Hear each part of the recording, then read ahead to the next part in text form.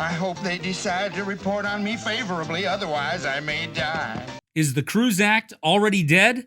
That story and more next on the Cruise News Week in Review.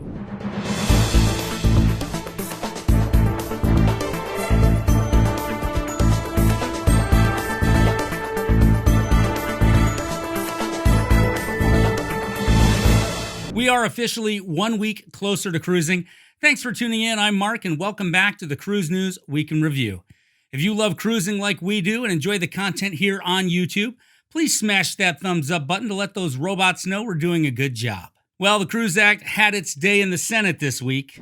The cruise industry needs to be treated on par with other sectors of the travel industry, and this legislation would provide a plan to safely resume cruise operations. That's why I'm proud to join my colleagues, Senator Sullivan and Senator Rubio, in introducing the Cruise Act, which says we are not waiting on the CDC any longer.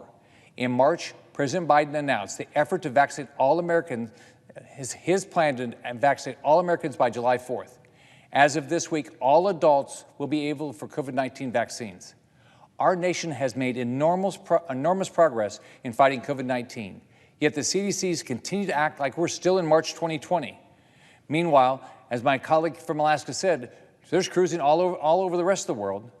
My colleagues and I are simply asking the CDC to provide a timeline when the cruise industry can begin to reopen like so many other sectors, and the Cruise Act ensures they can do that in a safe manner. The CDC is treating the cruise sector unfairly, while other industries are open for business. There is no reason why America's cruise industry and the thousands of jobs that rely on its success should continue to suffer. Cruises can and should resume, and we're going to do everything we can to bring back cruising safely. Just last year, we saw thousands of passengers stranded on cruise ships, people put in quarantine, or refused entry to ports as borders closed. Over 31 million Americans have contracted COVID, and 560,000 have died from this disease. Cruise ships require specific focus and protocols in place to prevent future outbreaks. While I'm as eager as anyone else to see a return to travel, we cannot cut corners. Doing so risks lives and will only further delay returning to normal, hurting our economy more in the long run. We must trust the science, and we must allow the CDC to continue its work to help us return to what we love as safely as possible. So I will continue to work with CDC and the administration as they develop the next phase of their cruising guidance. But for now, I object. Her objection was highly disappointing to Senators Scott and Sullivan, who worked very hard to get the Cruise Act passed, and it's also a very big blow to cruisers like us all over the United States. But the Cruise Act wasn't the only ammunition that the states are trying to use to get cruising restarted here in America. As you know, Florida Governor Ron DeSantis recently filed a lawsuit against the CDC, and this week Alaska Governor Mike Dunleavy announced that his state was joining the fight. Alaska's cruise ship tourism season is facing a second canceled season due to the federal government actions, which is why I'm fighting to ensure our tourism business and communities have a chance. Alaska is joining Florida's lawsuit against the CDC and urging them to revoke the conditional no-sail order, so we can get Alaskans' families and small businesses back up and running, which is why I'm fighting to ensure our businesses and communities have a fighting chance. And while the politicians are fighting in court and on Capitol Hill, the cruise lines are continuing to engage in what Royal Caribbean's Richard Fain calls constructive dialogue with the CDC. Over 400,000 people have taken cruises. That successful experience has not only given us comfort about the safety of cruising, it has given us data to discuss with the CDC and other health authorities. Based on that data, over 30 countries have already granted permission for cruising, and we're optimistic that the CDC will too. Based on the advances in science and the data provided by our experiences abroad, the CDC is engaging in a constructive dialogue with us in the industry to enable a return to service in a safe and healthy manner. And we're more optimistic than ever that a realistic path forward can be achieved in that time frame. That would enable a summer season in Alaska and elsewhere. Though we don't know when cruising will resume, we do know that the Port of Galveston plans to be ready for passengers as soon as July. Galveston Port Director and CEO Roger Reese said, "Suspension of cruising from Galveston has resulted in huge losses for the Texas economy and families who rely on this industry. Based on historical economic impact annual statistics, losses are estimated at $1.2 billion in direct spending, 23,000 jobs, and $1.6 billion in wages statewide." During the shutdown, the port has voluntarily invested $100,000 into health and safety upgrades to the cruise terminals. MSC is in the process of recruiting and onboarding crew to get ready for its summer season, and there will be strict testing and quarantine measures before crew can work aboard.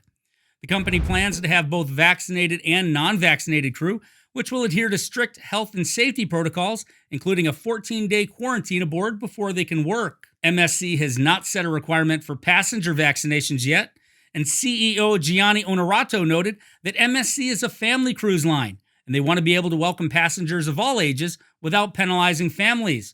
Onorato added, "Today there is no zero risk. We can have risk mitigation, but not zero risk, and our protocols are able to prevent COVID cases as much as we can. But most of all, it has proven to be very successful in managing a suspect case on board with contact tracing, isolation, and the immediate disembarkation of a suspect case and close contacts." And MSC also made news this week by signing a landmark agreement with Cruise Saudi. Under the terms of the agreement, the MSC Magnifica will home port in Jeddah and operate 7-day cruises in the Red Sea from November 2021 to March of 2022. In addition to those sailings, MSC's flagship Virtuosa will also add the port of Dammam to her Arabian Gulf sailings. MSC expects a total of up to 170,000 guests to explore Saudi Arabia's historical, cultural, and national treasures on board the 2 MSC ships during their upcoming winter season. Viking announced this week that their new 2024 Mississippi River cruises are now on sale. The Viking Mississippi will debut in August of next year and will sail voyages on the lower and upper Mississippi River between St. Paul and New Orleans. Viking first announced their U.S. cruises a year ago, and several of the sailings have already sold out through 2023. That strong demand led Viking to open up the 2024 sailing dates sooner than expected. I haven't personally experienced a river cruise yet, but it's definitely something that's on my bucket list. And though when I think river cruises, Europe immediately comes to mind, this Mississippi itinerary definitely piques my interest as well. Have you been on or considered a river cruise? Let us know down in the comments. Carnival Cruise Line celebrated Earth Day this year by releasing a new video that highlights the environmental benefits of liquefied natural gas, or LNG for short.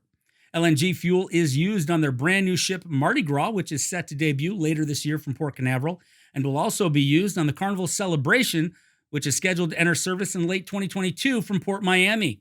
The video is called LNG Powers the Fun, and I've put a link down in the description if you'd like to check that out. The Disney Wish is scheduled to be delivered and start cruising next year, but the company has already begun giving us a glimpse of what she'll be like.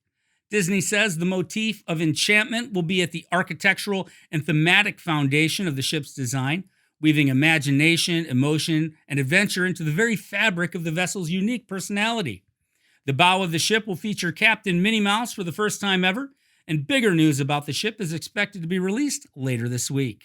Royal Caribbean has announced that the all-new Oasis-class Wonder of the Seas will sail its inaugural sailings from Shanghai starting in March of next year until November of 2022, and will then also sail from Hong Kong.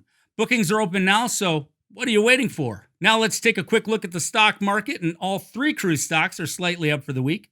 Royal Caribbean closed this week at $85.81 a share, inching up 0.5%.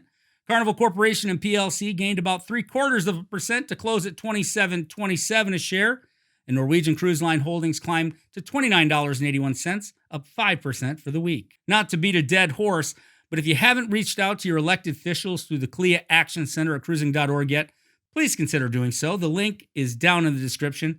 And don't forget to hit that like button if you haven't already. And if you love cruising, subscribe to our channel, because that's what we're all about. Stay safe, everyone, and remember, life is short. Cruising is fun. We'll see you next week.